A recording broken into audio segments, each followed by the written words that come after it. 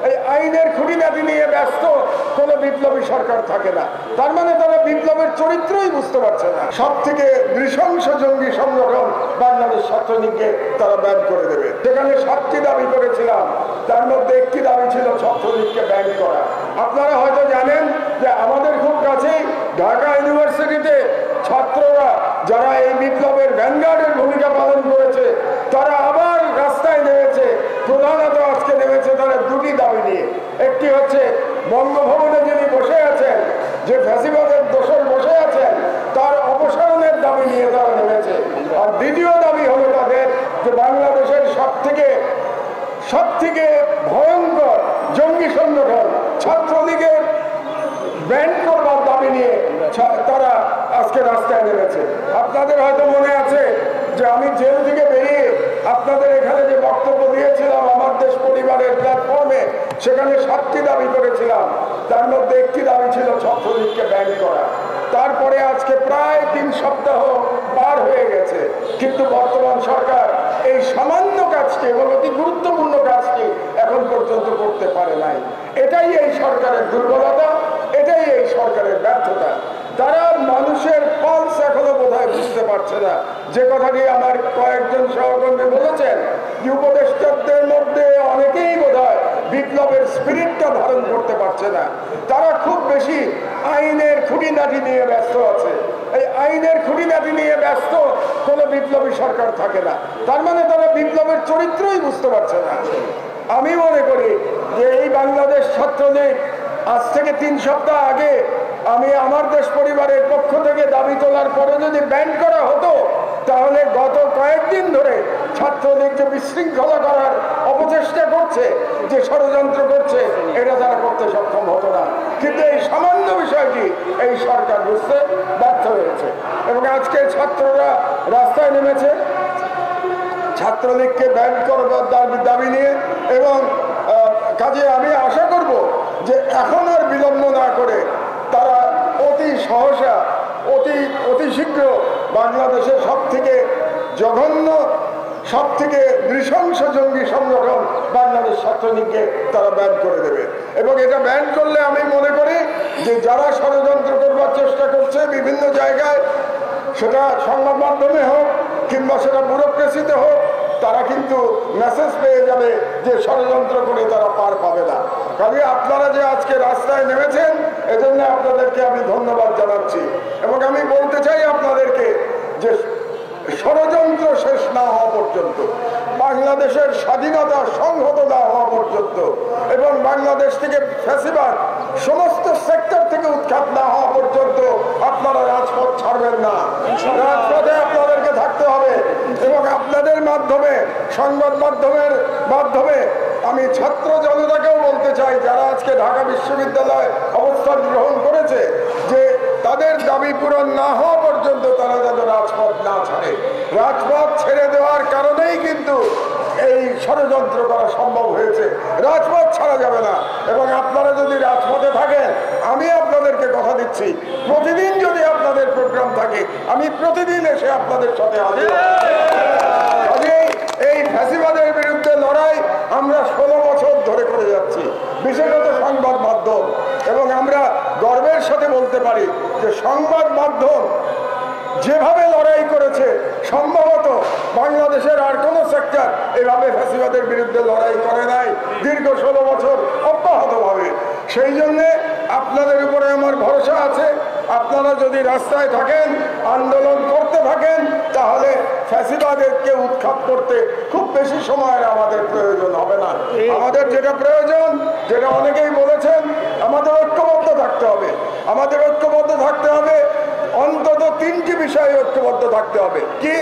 একটি বিষয় ঐক্যবদ্ধ থাকতে হবে যে ফ্যাসিবাদ যেন আবার ফিরে না আসে, তার ব্যবস্থা করবার জন্যে সরকারে এবং সরকারের বাইরে সর্বত্র ফ্যাসিবাদকে উৎখাত করার বিষয় আমাদের ঐক্যমত থাকতে হবে, ঐক্যবদ্ধ থাকতে হবে। 1, 2, ভারতীয় সাম্রাজ্যবাদ আবার যেন বাংলাদেশে এই গত 16 বছরের মতো এখানে ঘাঁটি গাড়তে না পারে, সেই বিষয়ে আমাদেরকে ঐক্যবদ্ধ থাকতে হবে। আর 3, পরবর্তী সময় আমাদেরকে গণতান্ত্রিক সরকার প্রতিষ্ঠায়, গণতন্ত্র উত্তরণে আমাদের ঐক্যবদ্ধ থাকতে হবে। এই তিনটি বিষয় আমাদের মিনিমাম পয়েন্ট থাকা উচিত আমাদের ঐক্যবদ্ধ থাকবার। আপনাদেরকে ঐক্যবদ্ধ থাকার আহ্বান জানাচ্ছি এবং আন্দোলন অব্যাহত রাখবার আহ্বান জানাচ্ছি এবং আপনাদের সাথে আমি ঐক্যমত পোষণ করছি যে সমস্ত সাংবাদিক নামধারীরা এতদিন ফ্যাসিবাদের গোলামি করেছেন, ভারতীয় সাম্রাজ্যবাদের এজেন্ট হিসেবে এই দেশে কাজ করেছেন, ছাত্র জনতার মহান বিপ্লবে যখন আমাদের ছেলেমেয়েরা বুকের রক্ত ঢেলে দিয়েছে, তাদেরকে নিয়ে টেলিভিশনে এবং মিডিয়াতে বিদ্রুপ করেছেন, তাদের অবশ্যই সংবাদ মাধ্যম থেকে বহিষ্কার করতে হবে। এই দাবির সাথে আমি সম্পূর্ণ একমত। রাষ্ট্রবিরোধী এবং গণবিরোধীরা সাংবাদিক হতে পারে না, এদেরকে আমি সাংবাদিক বলে স্বীকারই করি না। যারা রাষ্ট্রের বিরুদ্ধে অবস্থান নেয় এবং যারা জনগণের স্বার্থের বিরুদ্ধে অবস্থান নেয়, সংবাদ মাধ্যমের স্বাধীনতার বিরুদ্ধে অবস্থান নেয়, তারা কোনোদিন সাংবাদিক হতে পারে না। কাজে এদের বিরুদ্ধে আমাদের লড়াই অব্যাহত রাখতে হবে ইনশাআল্লাহ। আপনারা আজকে একটি আবার নতুন করে ফ্যাসিবাদের বিরুদ্ধে, ফ্যাসিবাদের দোষকদের বিরুদ্ধে লড়াই শুরু করেছেন এবং এই লড়াই আমরা আশা করছি সম্মিলিতভাবে আমরা অব্যাহত রাখবো যতদিন না মিডিয়া সম্পূর্ণভাবে ফ্যাসিবাদ মুক্ত হয়। আপনাদেরকে অসংখ্য ধন্যবাদ। আল্লাহ হাফেজ। ইনকিলাব জিন্দাবাদ। বাংলাদেশ ফ্যাসিবাদ মুক্ত হোক। গণতন্ত্র ধ্বংস করে শেখ মুজিবুর রহমান বাংলাদেশে একটি স্বৈরাচারী শাসন ব্যবস্থা তৈরি করেছিলেন এবং ওই অবস্থায় সংবিধানকে রেখে গেছিলেন। তারপরে সংবিধানের আরো সংশোধন হয়েছে। জিয়াউর রহমান সাহেব এসে এটাকে বিসমিল্লাহির রহমানির রহিম এনেছেন। তারপরে আল্লাহর প্রতি আস্থা যেটাকে সরিয়ে দেওয়া হয়েছে, এখন আবার নাই সংবিধানে আল্লাহর প্রতি সম্পূর্ণ আস্থা, এগুলো নাই, এগুলো আবার এখন পরিবর্তন করা হয়েছে। কিন্তু কোনো অবস্থাতেই জনগণের কোনো মতামত নেওয়া হয়নি। যিনি কিনা বাংলাদেশের মুক্তিযুদ্ধ শুরু হয়েছিল প্রধানত গণতান্ত্রিক অধিকারের জন্যে, যখন পাকিস্তানি শাসককুল তারা বাংলাদেশের জনগণের যে অভিপ্রায় সেটাকে অস্বীকার করলো এবং এটাকে কেন্দ্র করেই মুক্তিযুদ্ধের শুরু হয়ে গেল সেই গণতান্ত্রিক যাত্রা। সেই গণতন্ত্রকে ধ্বংস করেছিলেন শেখ মুজিবুর রহমান। তো কাজেই সেই গণতন্ত্র ধ্বংস করে শেখ মুজিবুর রহমান বাংলাদেশে একটি স্বৈরাচারী শাসন ব্যবস্থা তৈরি করেছিলেন এবং ওই অবস্থায় সংবিধানকে রেখে গেছিলেন। তারপরে সংবিধানের আরো সংশোধন হয়েছে। জিয়াউর রহমান সাহেব এসে এটাকে বিসমিল্লাহির রহমানির রহিম এনেছেন। তারপরে আল্লাহর প্রতি আস্থা যেটাকে সরিয়ে দেওয়া হয়েছে, এখন আবার নাই সংবিধানে আল্লাহর প্রতি সম্পূর্ণ আস্থা, এগুলো নাই, এগুলো আবার এখন পরিবর্তন করা হয়েছে।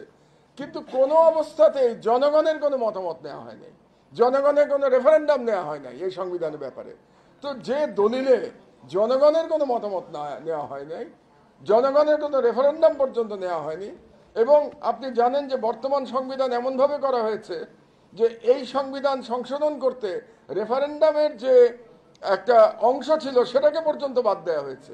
অর্থাৎ এখন যে গার্বেজটি আছে সংবিধানের নামে, সেখানে জনগণের কোনো অধিকারই সেখানে নাই। তো কাজেই আমি মনে করি এই সংবিধানের মাধ্যমে, এই সংবিধানকে রেখে কোনো গণতান্ত্রিক রাষ্ট্র নির্মাণ সম্ভব না, এটা আমার ব্যক্তিগত মতামত। এবং কাজেই এই সংবিধান সংশোধন কিংবা পরিবর্তন যেটাই করুক না কেন, যেটা একটা ইলেকটেড পার্লামেন্ট ঠিক করবে, কিন্তু অবশ্যই সংশোধন কিংবা আমি মনে করি এটাকে পরিবর্তন জরুরি। এখন পরিবর্তন করতে গেলে সেকেন্ড রিপাবলিকের প্রশ্ন আসবে, যেটা আজকের আলোচ্য বিষয়বস্তু। আমি মনে করছি যে আমার পূর্ববর্তী বক্তারা সেকেন্ড রিপাবলিক সম্পর্কে বলে গেছেন, কাজে সেই সম্পর্কে আমি আর যাচ্ছি না। সুতরাং মোদ্দা কথা হচ্ছে আমাদের সম্মিলিতভাবে সমাজ থেকে আওয়াজ তুলতে হবে যে এই সংবিধান দিয়ে একটি গণতান্ত্রিক এবং নাগরিকের পক্ষে যায় এমন কোনো রাষ্ট্র বিনির্মাণ সম্ভব নয়। কাজে আমাদের রাষ্ট্র নির্মাণের জন্য নতুন সংবিধান অবশ্যই রচনা করতে হবে। তবে সেই দায়িত্বটা অবশ্যই নিতে হবে আগামী ইলেক্টেড যে পার্লামেন্ট হবে, কনস্টিটিউয়েন্ট অ্যাসেম্বলি যেটা হবে তার, এবং বর্তমান সরকারের দায়িত্ব হবে এটার একটা সংস্কারের রূপরেখা তৈরি করে আগামী পার্লামেন্টের বিবেচনার জন্য এটা রেখে যাওয়া। কারণ এই সরকার তো আর এটা চেঞ্জ করতে পারবে না, সেই ম্যান্ডেট তাদের নাই। কিন্তু সংস্কারের যে কাজটা তারা করছে এটাকে আমি ধন্যবাদ জানাই, কারণ তারা একটা ডকুমেন্ট, তো একটা দলিল তারা তৈরি করে রেখে যাবে যে দলিলকে কেন্দ্র করে আগামী যে কনস্টিটিউয়েন্ট অ্যাসেম্বলি হবে তাদের পক্ষে কাজ করাটা সহজ হবে। এই জন্য আমি মনে করি প্রত্যেকটা রাজনৈতিক দলের উচিত যে দলিলটা এই সরকার তৈরি করতে যাচ্ছে সেই দলিল প্রণয়নে সহযোগিতা করা। এর মানে এই না যে এই দলিলটাকে আমরা অ্যাকসেপ্ট করে নেব বিনা প্রতিবাদে। এই দলিল সম্পর্কে আমরা আলোচনা করব, বিচার বিশ্লেষণ করব এবং তারপরে জনগণ এটাকে অ্যাকসেপ্ট করবে। তো আজকে আর আমার বক্তব্য আর আমি দীর্ঘ করব না, শুধু একটাই আশাবাদ ব্যক্ত করে আমি আমার বক্তব্য শেষ করব যে আমি আশা করব যে আগামী সংবিধানে বাংলাদেশের নাগরিকদের আমাদের যে আকাঙ্ক্ষা সেটার যেন সম্পূর্ণ প্রতিফলন সেই সংবিধানে ঘটে।